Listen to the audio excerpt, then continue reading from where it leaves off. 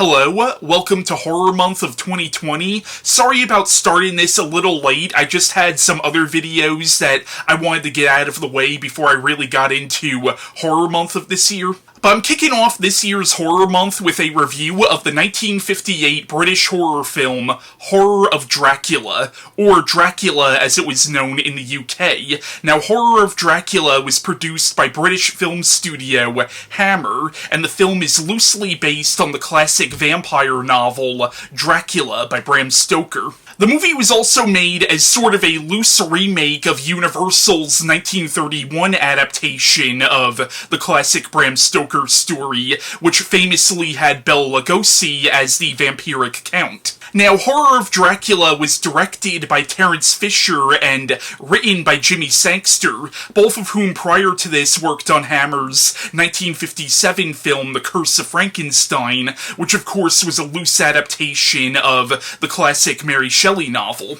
Now, I actually already reviewed this movie back in 2012. I actually reviewed it as part of a little special I did called Dracula Week, where I reviewed different adaptations of Dracula. That review is still up, however it's no longer public. It's now marked as unlisted, however you could still see it on the Dracula Week playlist. But this is definitely one of my favorite Dracula adaptations. Now, this, like most Dracula adaptations, only loosely adapts the novel, but I want to say that this and 1922's Nosferatu and the 1992 Francis Ford Coppola version of Dracula are my favorite interpretations of this story. So, the plot of the film is it begins where this man named Jonathan Harker travels to the castle of a count named Dracula, and he gets a job working as the Count's personal librarian, and this Count is actually a vampire, but it turns out that this man Harker is actually a vampire hunter, and he's well aware of the true nature of Dracula, and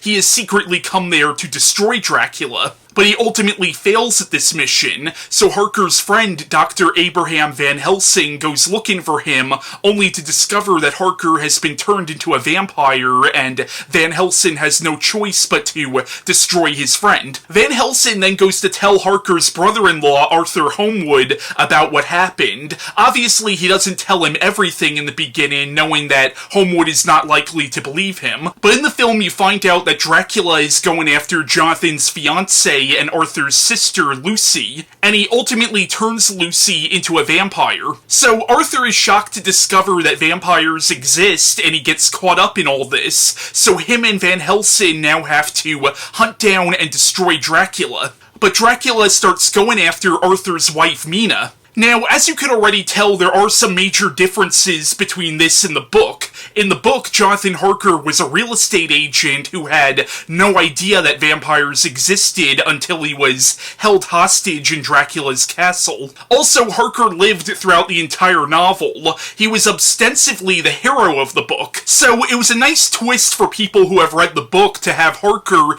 not only be a vampire hunter from the beginning, but to have him get killed off right in the beginning. And in the film, the character of Arthur Holmwood, who is much different in the book, basically takes on the Jonathan Harker role. Also in the book, Mina is Harker's fiancée and Lucy is Arthur's fiancée. I think she was his fiancée in the book. It's been a few years since I've read it. Now, of course, even if you've never read the book, these characters are still very much ingrained in Dracula lore because of all the other adaptations of the book, so it's interesting to see them switch characters around and also do radically different things with the characters. Now, in the film, Christopher Lee plays Count Dracula, and he's arguably even more iconic in the role than Bela Lugosi. It's also interesting how in the film, Dracula has very few lines of dialogue, and I think most of his dialogue, if not all of his dialogue, is at the beginning of the film. Christopher Lee's Dracula is honestly quite vicious and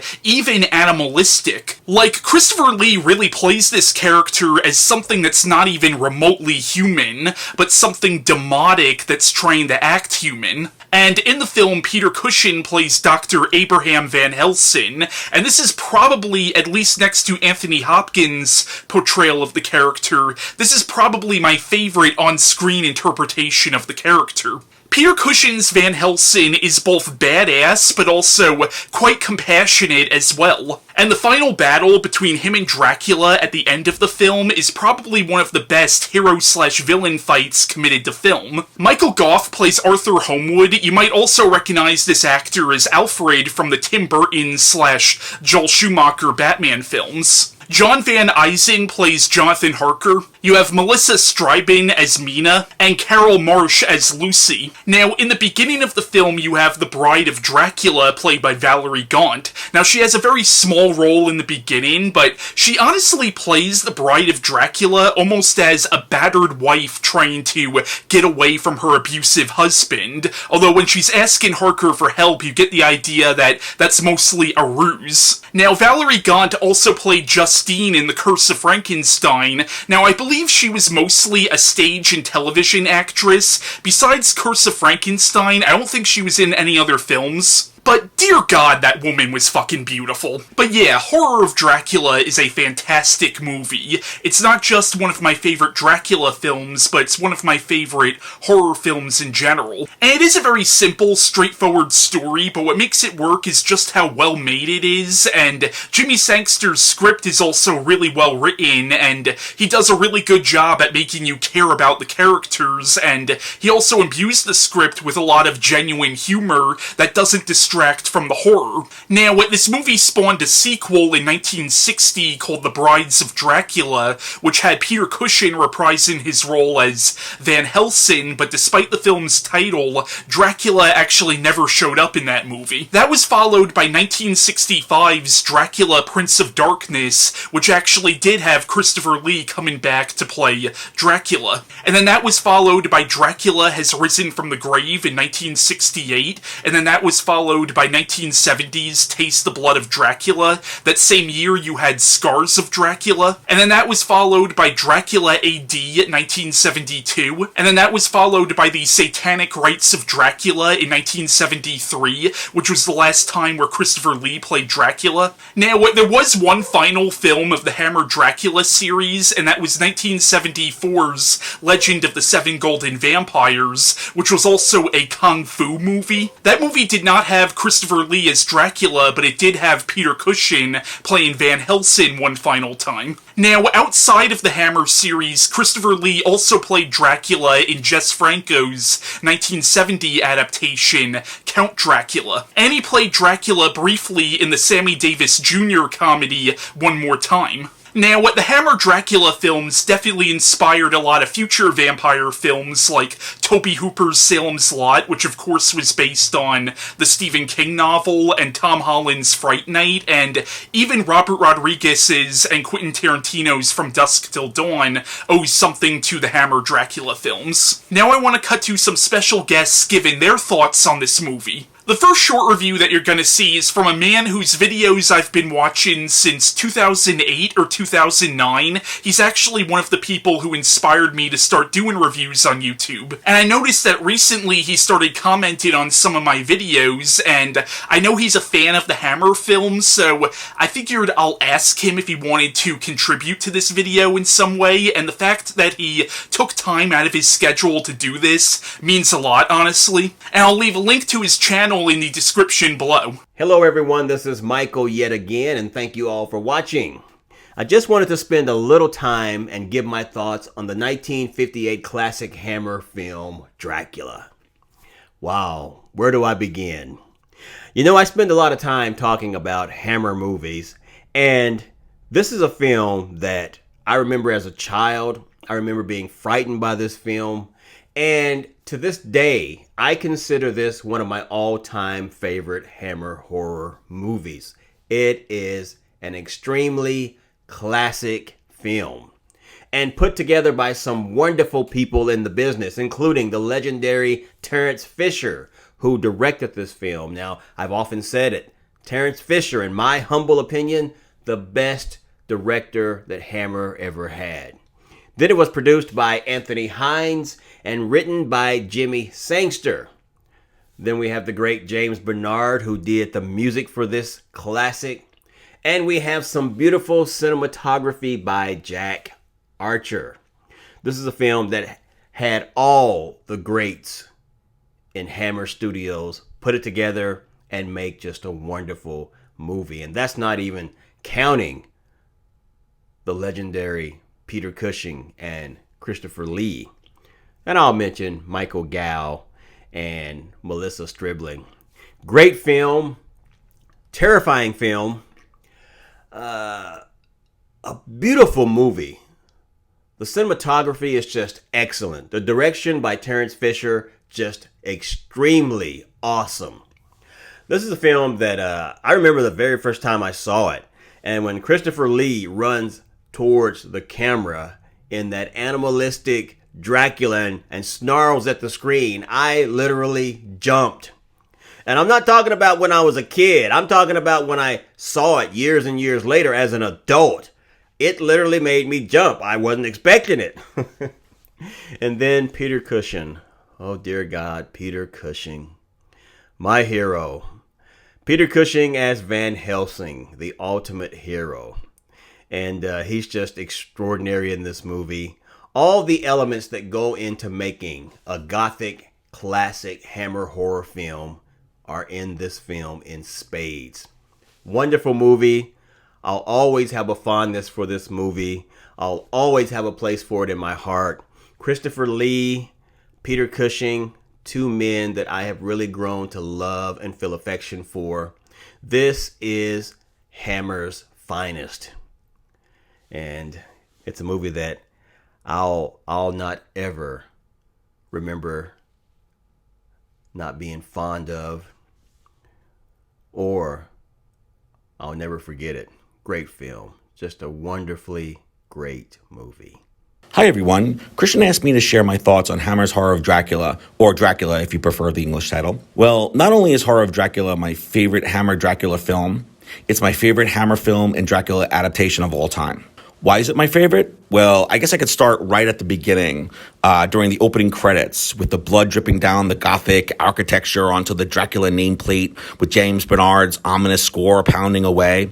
I think it's one of the greatest openings for a film, and it totally sets the tone. I love the revisions the film makes to the novel, like making Jonathan Harker a vampire hunter.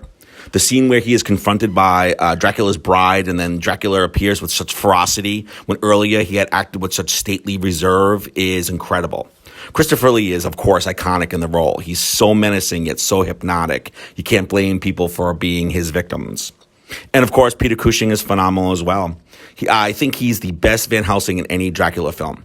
Other Van Helsings are often portrayed as like being these old, stodgy eccentrics, like in, the Bela Lugosi Dracula, or crazy zealots like, Anthony Hopkins did in the Francis Ford Coppola Dracula. But Cushing he's like both a scientist, but also a gentleman. He is courageous, but he's also like a very human person. He has a lot of human qualities. The scenes where Cushing acts heroically are very inspiring, but I really love the moments when he acts with compassion. Like when he gives the little girl his coat and tells her to watch the sunrise, or the part when he has to he's got to stake Harker, yet you could see in his face, like he doesn't want to do it, but he has to do it. I think that really sort of humanizes him and sort of lets us more easily identify with him. The scene with the little girl when he puts his jacket around her and gives her the cross and tells her to watch the sunrise. I think that's one of my favorite movie moments in all of film, not just in horror.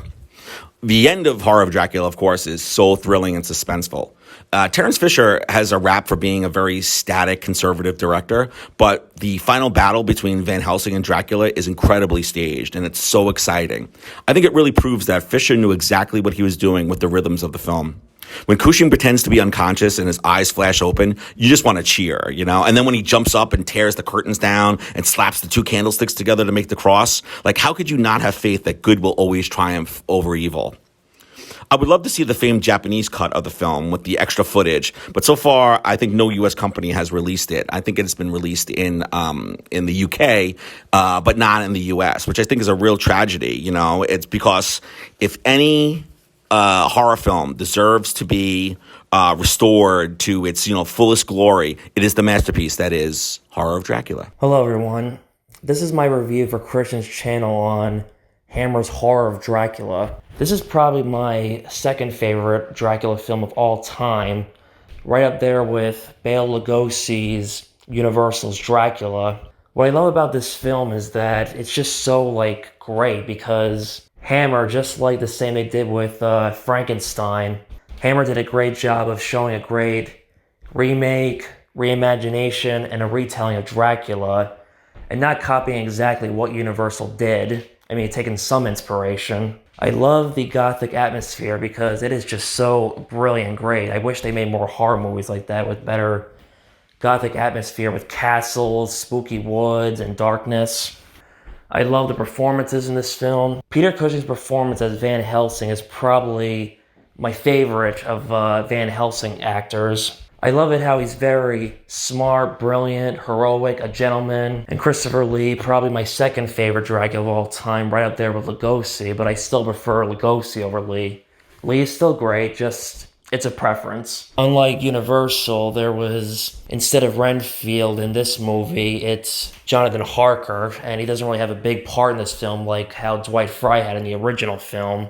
I love the soundtrack and the score to this film. Anytime when Dracula comes in at the right moment, the music is used perfectly. Because at the time, like when Dracula was made in Universal in the 30s, sound movies were becoming a new thing at the time, and it was expensive to use sound in movies at that time.